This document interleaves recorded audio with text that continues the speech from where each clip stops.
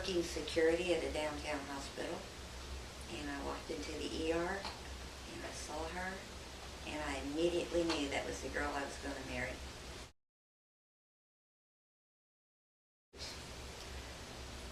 The major one that finally got to us, there was many we overlooked. Mm-hmm. But the one that really got to us was one of the last ones, and that's when she came out and told Laura and I both, what's better than one dead queer is two dead queers, and started just laughing and laughing. And it just, I can't describe her behavior and what it did to us, and then saying that our house, she was going to burn our house down. And we did not want to take her serious. She had made those threats before, Mm-hmm.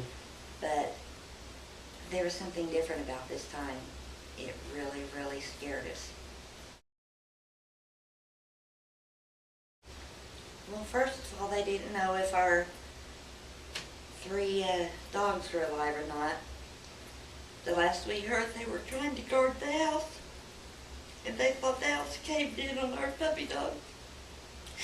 And I didn't want my daughter, Laura, to see our animals if they were killed. And I drove up, and there weren't any firemen, and there weren't any policemen, and my house was still on fire, and no one was there. And I had to sit there and watch the rest of my house burn by myself. But my puppy dogs were alive, so they sat there, and I just collapsed on the ground is all I remember. And my three puppy dogs surrounded me and just loved on me. And I just couldn't believe there wasn't anybody there with it still on fire. The sunroom side that was still on fire, and the back deck hadn't caught on fire yet. And someone had cut my hose. I couldn't do anything to help my house.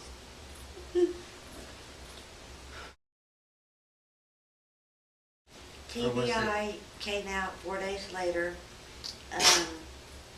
There were 2 agents and one sheriff or a deputy from the local sheriff's department.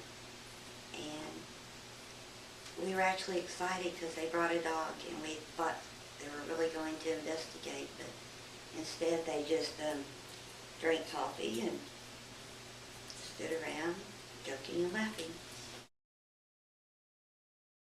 They just told us that it was hard, might be hard for us to believe, but they did have more important cases. Well, I did visit your property, and what you can't overlook, of course, is your freestanding garage with the word queers painted on it. And at any time, did any of the authorities mention that at all? They asked if we wrote it on there ourselves. Laura and I, when we would see the emails, the posts on Facebook, and as we would see the numbers rise on the petition, it was like each time that happened, you know, it was like Christmas tree lights. It gave us more and more hope that we weren't alone anymore. So,